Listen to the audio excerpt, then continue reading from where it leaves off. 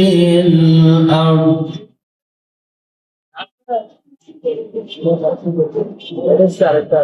وإن تبدوا ما في أنفسكم أو تخفوه يحاسبكم به الله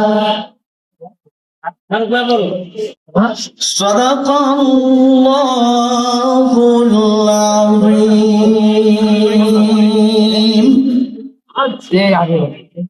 আসসালামু আলাইকুম। আমাদের নিউমার্কেট থানার যুগ্ম আহ্বায়ক এম রহমান, নুর হোসেন ভাই, শামসুল আলম শামসু ভাই এবং হারুন হাওলাদার ও সেলিম রেজুকে আহ্বান করছি স্টেজেও আসার জন্য।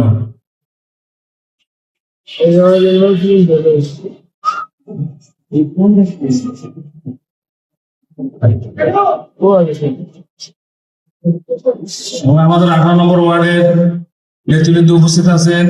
অনেকের নাম আমরা বলতে পারছি না, যেহেতু এটা হলো দোয়ার আয়োজন।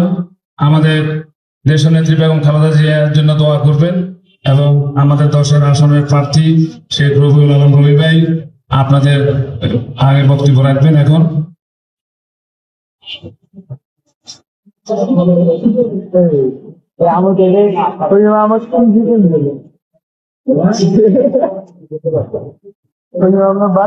আসসালামু আলাইকুম।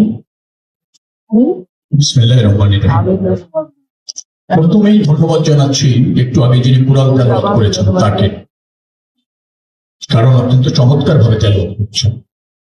পবিত্র কুরআন একদম বিশুদ্ধ ভাবেই তেলাওয়াত করা উচিত, যা হৃদয় স্পর্শ করে।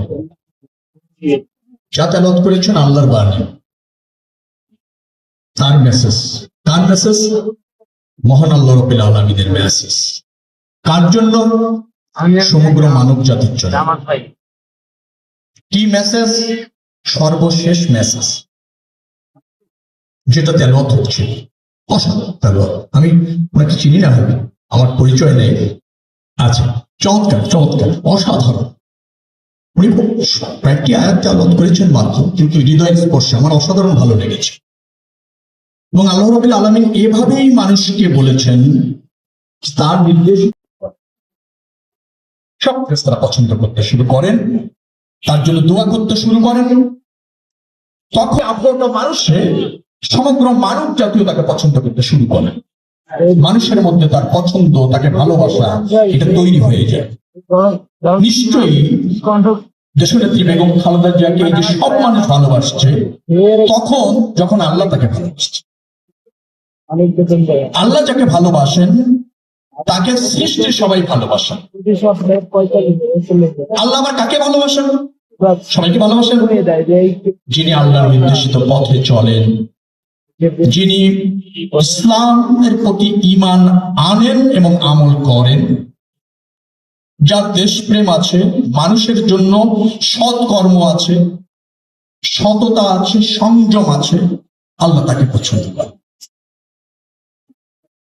আর সেই জন্যই দেশনেত্রী বেগম খালেদা জিয়াকে আজকে সারা বাংলাদেশের মানুষ পছন্দ করছে। শুধু বাংলাদেশ না, আঞ্চলিক এবং আন্তর্জাতিক যে পরিমণ্ডল, সেখানেও তার জন্য দোয়া হচ্ছে, তাকে নিয়ে নিউজ হচ্ছে, তার আরোগ্য কামনা করা হচ্ছে, তার স্বাস্থ্যের অবনতি নিয়ে মানুষের মধ্যে উদ্বিগ্নতা দেখা দিয়েছে।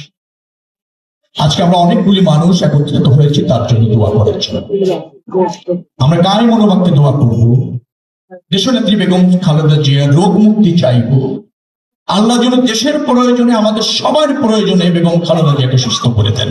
সেটাই হচ্ছে আমাদের আজকের এই আয়োজন, আজকের এই চাওয়া। আমার বিশ্বাস 18 কোটি মানুষ নয়, শুধু এই যে কোটি কোটি মানুষের যে